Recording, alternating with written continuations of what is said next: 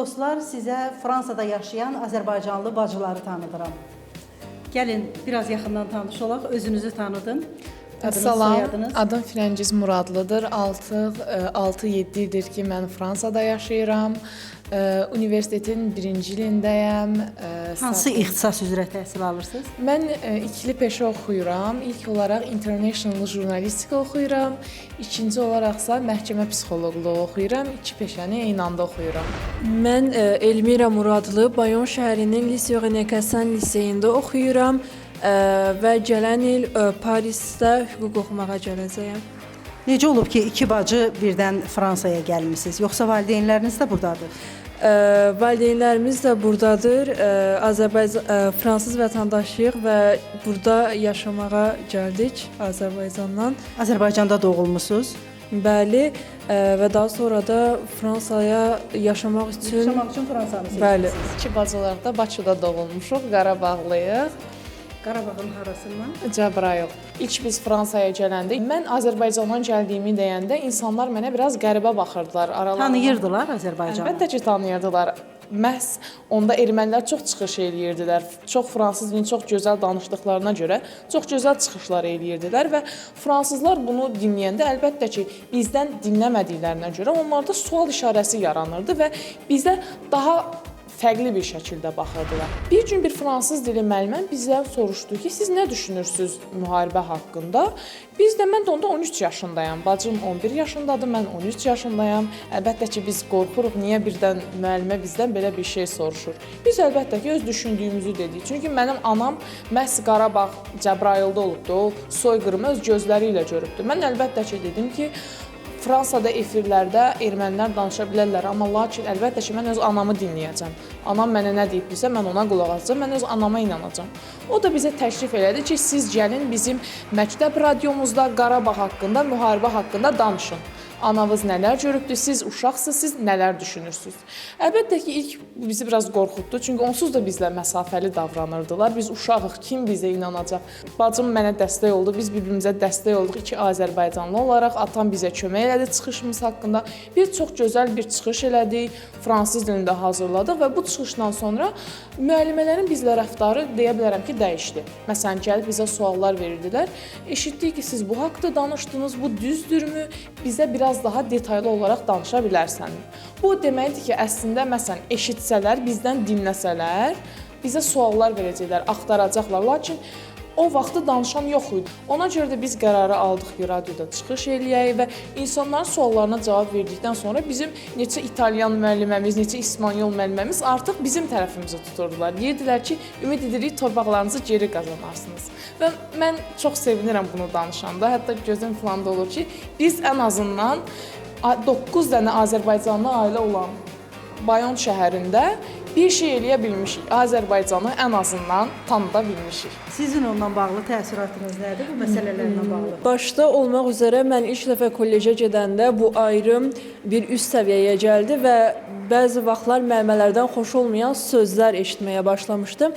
Bu haqda da gedib direktora öz haqqımı savunaraq şikayətlərdə bulunmuşdum ki, yəni direktor mənim tərəfimi tutmuşdu və mübahisə bitmiş kimi görünsə də hələ də insanların bizə qarşı ön yarğıları bitməmişdi.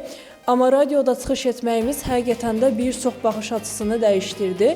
Daha sonra liseyimizə keçdiyimizdə bir çox müəllimin bizə qarşı yenə ön yarğısı davam eləyirdi. Bu digər müəllimlər idi. Şəxsən keçən il mənim bir sinif yoldaşım Azərbaycan və erməni savaşı haqqında mübahisə keçəndə bir çıxış eləyəcəkdi və mənim haqqımda danışanda məni bu çıxışa dəvət etmək istəyəndə müəllim ermənilərin tərəfini tutduğu üçün mənim çıxışımı rədd eləmişdi. İstəmirdi ki, mən gəlim. Çünki o müəllim həmişə ermənilərin tərəfini tutan bir müəllim idi və nə eləsəydi onun fikrini dəyişdirə bilmədik. Amma ki, biz yenə də heç vaxt Azərbaycanı, vətənimizi savunmaqdan heç bir zaman imtina etmədik. Hər zaman da sonuna qədər davam edəcəyik və projələrimizə də davam edəcəyik.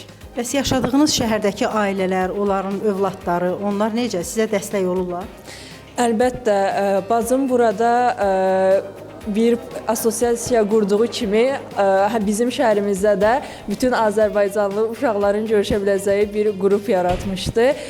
Tez-tez çıxışlar eləyirdi. Orada hamı bir-birini yaxşı tanıyır, tez-tez Azərbaycan çıxışları olurdu və hamı bir-birinə dəstək olaraq vətənpərvərliyimizi göstəririk bir-birimizə qarşı. Təzə gələnlər olur arada və həqiqətən də bütün Azərbaycanlıların arasında bir mehribançılıq var.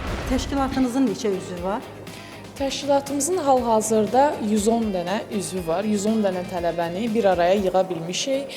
Fransanın müxtəlif şəhərlərində. Bəli. Mən özüm bilə-bilə Fransanın müxtəlif şəhərlərində eləmək istədim. Niyə məhz Paris dediyim? İstədim ki, başqa şəhərlərdən də gəlsinlər tələbələr. Əlbəttə ki, çünki hər zaman tədbir olanda Parisdə oluruq, bir şey olanda Parisdə görüşürük. İstədim ki, ilk görüşümüzü Parisdə eləyək, sonra Strasburq şəhərində eləyə bilərik, müxtəlif fərqli şəhərlərdə eləyə bilərik ki, biz əsas önəmli olan Azərbaycanlıların bir-birini tanımasıdır, bir-birimizə dəstək olmağımızdır. Biz qərib ölkədəyik, öz dilimizdə danışmırıq. Adam istəyir ki, öz dilində danışan həmvətənisi ilə otursun, bir stəkan çay içsin. Mən də dedim ki, bir stəkan çay içmək üçün qoy bir dənə assosiya qurum, bütün tələbələr bir araya gəlsin, bir-birimizə dəstək olaq.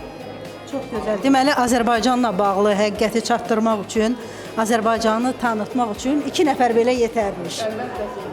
Əsas odur ki, biz bir-birimizə dəstək olaq. Əsas odur öz dilimizi, hardan gəldiyimizi unutmayaq. Qınağı görsək belə, görsək ki, heç kim bizə dəstək olmur, deməyək ki, mənim yanımda heç kim yoxdur. Qoy eləməyim. Çünki bəli, mən keçən il bir proje elədim, Qarabağ projesi elədim. İmtahan ilmi idi hətta, yəni o imtahanı keçməsəm mən universitetə qəbul ola bilmirdim. Və mənim müəlliməm, mən bilmirdim o ermənidir, mənim müəlliməm mənə dedi ki, mən icazə verməyəcəm səni universitetə qəbul olasan, bu projeni dəyiş, Azərbaycan haqqında heç bir şey eləmə, Qarabağ haqqında heç bir şey eləmə. Valideynlərimə zəng elədi, direktorla məni görüşlər elədi, sinif rəhbərimlə mənim aramda problemlər yaratdı. Lakin mən dedim ki, niyə bu belə eləyir? Qoy mən bütün dərslərimi bir kənara qoydum, mənim ağlım sadəcə bu Qarabağ projesində idi. Əlbəttə ki, mən istəyimə nail oldum, mən tam xal aldım, 20 üzərindən 20 aldım. Qrupumuzda sadəcə 3 nəfər 20 almışdı, şəhərimizdə hətta və o 3 nəfərdən biri mən idim. Və mən o projeləri bitirdikdən sonra şəhərimizin müzeyi mənə zəng vurmuşdu, hətta istəyirdi ki, mənim bir Qarabağ rəsmimi, Şuşa rəsmini muzeyində göstərmək istəyirdi, ekspozə eləmək istəyirdi fransızca desək. Və o gün mənə erməni müəlliməm zəng eləmişdi. Demişdi ki, sən bilirsən ki, bu yerlərə mənim sayəmdə gəlmişsən, mənim şagirdimsən. Mən ona dedim ki, mən buralara bir Azərbaycanlı olaraq gəlmişəm, öz ölkəmi, öz vətənimi danışaraq, insanlara göstərərək gəlmişəm. Və mən elə düşünürəm ki, mən əlimdən gələnin artığını eləmişəm o erməni müəlliməyə. Təşəkkür edirəm qızlar.